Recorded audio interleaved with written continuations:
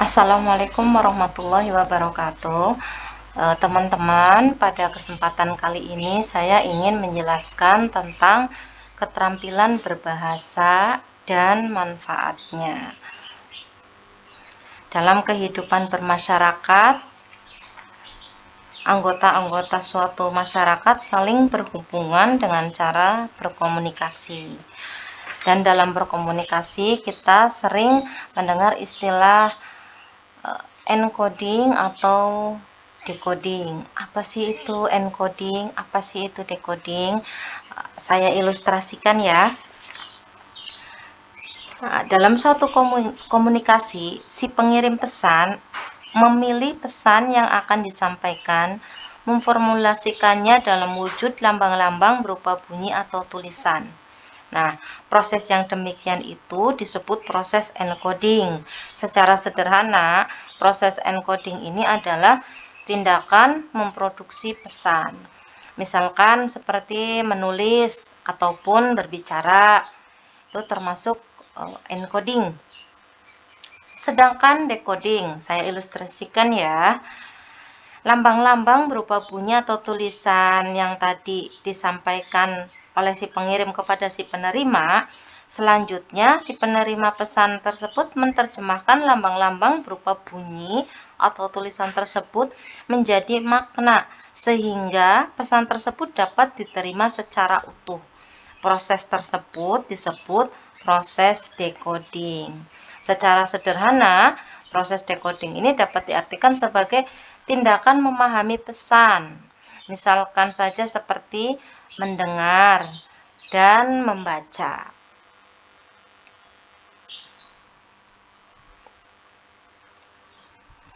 Jadi, kedua belah pihak yang terlibat dalam suatu komunikasi harus sama-sama memiliki keterampilan berbahasa, yaitu si pengirim harus memiliki keterampilan memilih lambang-lambang, bunyi atau tulisan guna menyampaikan pesan, dan si penerima harus terampil memberi makna terhadap lambang-lambang, bunyi atau tulisan yang berisi pesan yang disampaikan si pengirim pesan.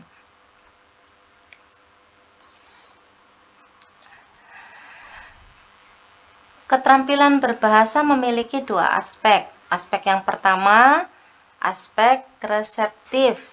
Yang kedua, aspek produktif.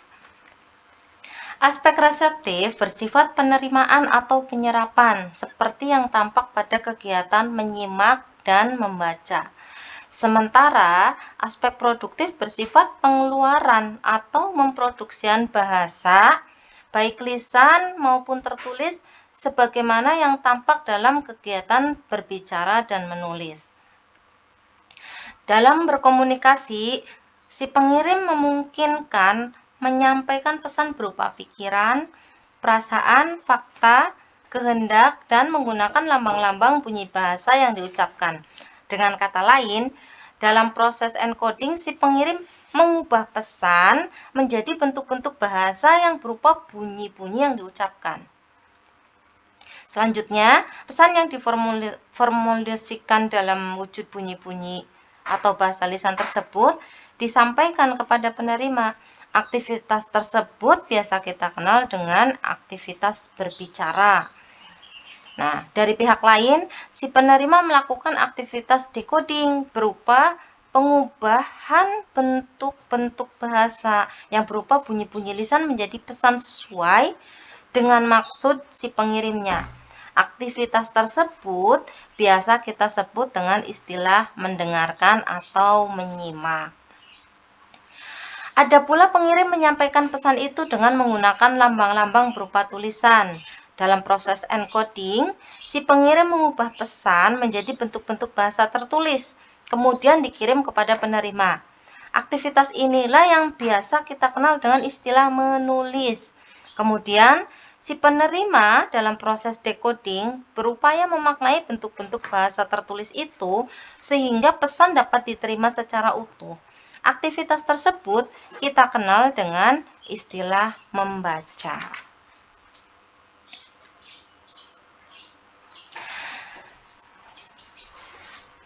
Kemudian saya ingin menjelaskan tentang manfaat keterampilan berbahasa.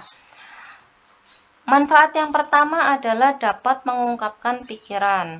Jadi, kita mempunyai suatu pemikiran, ketika kita mempunyai keterampilan berbahasa, kita bisa menyampaikan dengan baik, maka orang-orang akan menerima apa yang kita sampaikan atau kita ungkapkan tentang pikiran atau ide kita itu dapat menerima dengan baik. Yang kedua, dapat mengekspresikan perasaan. Kita tahu kadang kita ada perasaan sedih, senang, gelisah dan sebagainya. Kalau kita bisa memiliki keterampilan berbahasa, ekspresi perasaan kita itu bisa tersampaikan dengan baik.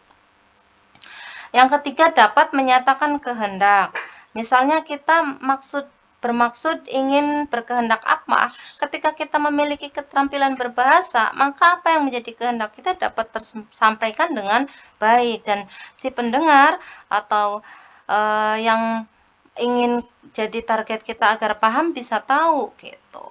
Yang keempat adalah dapat melaporkan fakta-fakta yang kita amati. Kita melihat fakta-fakta yang terjadi dan kita ingin mengungkapkan fakta-fakta tersebut. Jika kita memiliki keterampilan berbahasa yang baik, maka fakta-fakta yang kita amati dapat tersampaikan pula dengan baik. Yang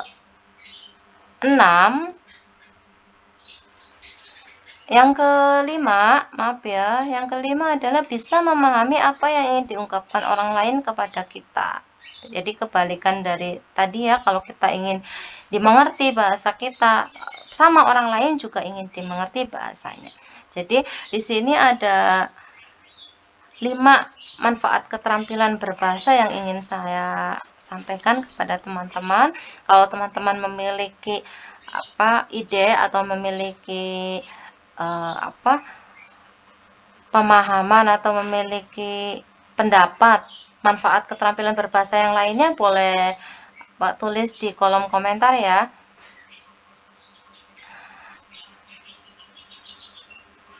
Sekian ya penjelasan dari saya, semoga bisa membantu teman-teman dalam memahami tentang keterampilan berbahasa dan manfaatnya.